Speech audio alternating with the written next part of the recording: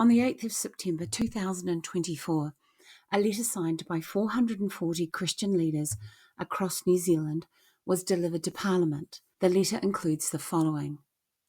As Christian leaders from across Aotearoa New Zealand, we express our commitment to Te Tiriti o Waitangi, and we express our opposition to the proposed Treaty Principles Bill. Commander Mark Campbell and Lieutenant Colonel Ian Hudson of the Salvation Army added their names to the letter. And on the 19th of November, a group representing the Salvation Army joined tens of thousands of others in supporting a Hīkoi to Parliament in opposition to the bill. So why does the Salvation Army oppose the Treaty Principles Bill? The Salvation Army opposes the bill because the Salvation Army has signed a kawinata, a covenant to act in good faith with respect to the Treaty of Waitangi. And here's why. In 1840, a sacred promise by way of the Treaty of Waitangi was negotiated by Christian ministers. The treaty made it possible for British immigration, with the condition that Māori could maintain everything that was precious to them, including their sovereignty. But that promise has never been kept, and for 184 years, Māori have fought tirelessly for the Crown to uphold that commitment. Over the last 50 years, successive governments have realised that a grave and devastating injustice has happened, and they've worked really hard at building a trustworthy and a good faith relationship between Crown and Māori. The Treaty Principles Bill puts that good faith in jeopardy. So how?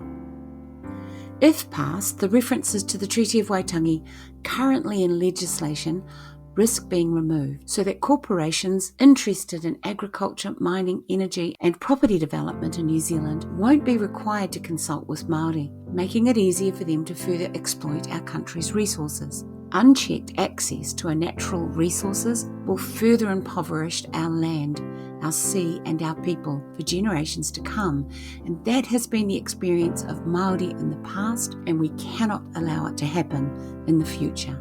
The argument that the treaty offers special rights and privileges for Māori is entirely smoke and mirrors. The treaty principles, currently in law, make it possible for iwi and hapu to speak as advocates for the health of our land, our forestries and fisheries, and our people. Taking that away reduces those protections, as well as overturning our entire constitutional framework. So the Treaty Principles Bill brings up the question of social justice. And as Christians, our task has always been to do what is just and right, to rescue the oppressed from the power of the oppressor, and to let justice roll down like waters.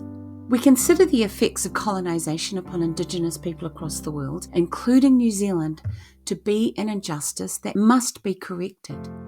While our founder, William Booth, initially saw colonisation as a way of addressing poverty and sharing Christian values, he later admitted that wherever the footprints of the white man have been marked, they have been followed by the groans of the oppressed native races, unquote. So here's the harder truth Christians need to face up to.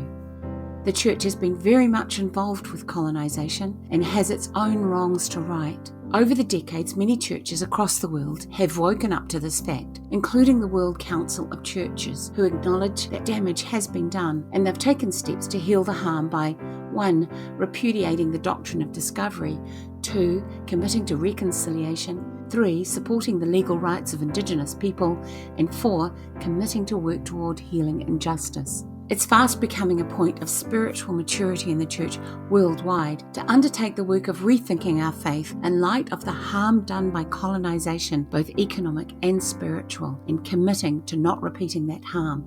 So standing against the Treaty Principles Bill is without question the right thing to do for all people of Christian faith.